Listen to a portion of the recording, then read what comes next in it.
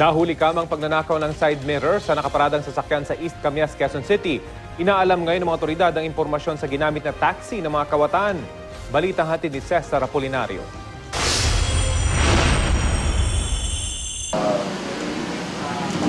Galing sa mahabang biyahe ang driver ng sasakyang ito kaya imbis sa garahe, sa tapat ng bahay muna siya nagpark pasado 1:00 ng madaling araw nitong Sabado.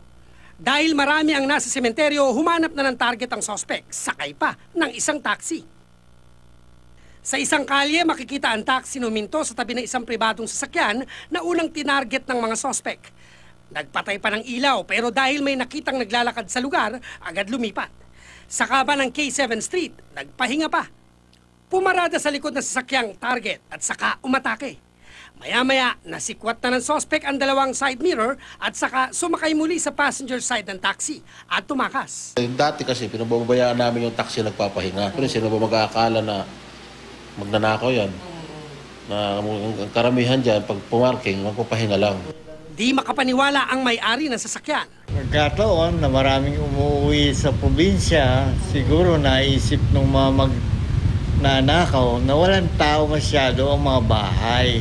Dahil sa insidente ng baklas side mirror dito sa barangay East Camias ay napagkasundoan ng mga barangay official dito na ipagbawal muna ang pagpapark at pagtambay ng mga taxi dito sa lugar na ito para makaiwas sa mga magnanakaw. Kaya order ko sa kanila na ngayon, pag may namonitor ko yung taxi sa gabi, nagparada, sitahin nyo na.